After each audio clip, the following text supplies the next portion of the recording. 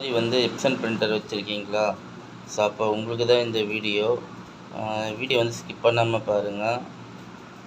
இப்போ எப்சனில் வந்து இது வந்து L3110. ஸோ எப்சனில் 3000 சீரிஸ், இதுக்கு முன்னாடி வந்து 100 சீரிஸ் எல்லாத்துக்கும் சேம் மெத்தட் தான்.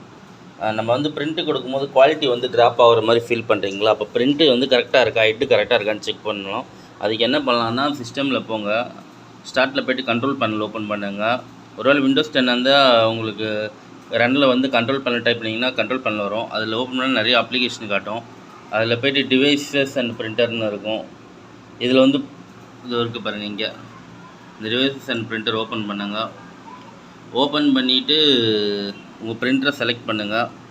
இப்போ என்னோடய பிரிண்டர் இருக்குது, இது அப்படியே ரைட் கிளிக் பண்ணுறேன். பிரிண்டர் ப்ராப்பர்ட்டிஸ் போங்க,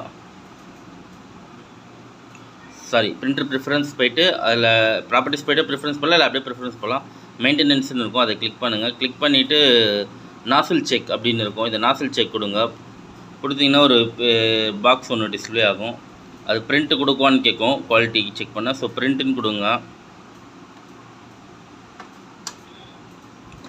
இதிலே வந்து தெளிவாக இந்த பாக்ஸில் கொடுத்துருப்பாங்க என்னென்னா, இந்த மாதிரி வந்தால் ஓகே, அப்புறம் இது வந்து வந்தால் க்ளீன் நீடட் அப்படின்னு சொல்லி, சரி அந்த இன்னொரு இது மாதிரி வந்தால் க்ளீன் தேவைப்படுது அப்படின்ற மாதிரி அர்த்தம் அது.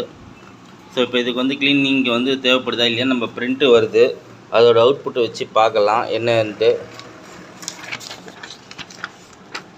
ஸோ இப்போ நம்ம ரெகுலராக யூஸ் பண்ணுறதுனால இது வந்து கரெக்டாக தான் இருக்குது. ஸோ ஆல்மோஸ்ட் பார்த்திங்கன்னா இந்த இமேஜில் இருக்கிறது வந்து இந்த பேப்பரில் பிரிண்ட் வந்துக்கிறதும் நமக்கு டிஸ்பிளே ஆகிற இமேஜும் சேமாக தான் இருக்குது.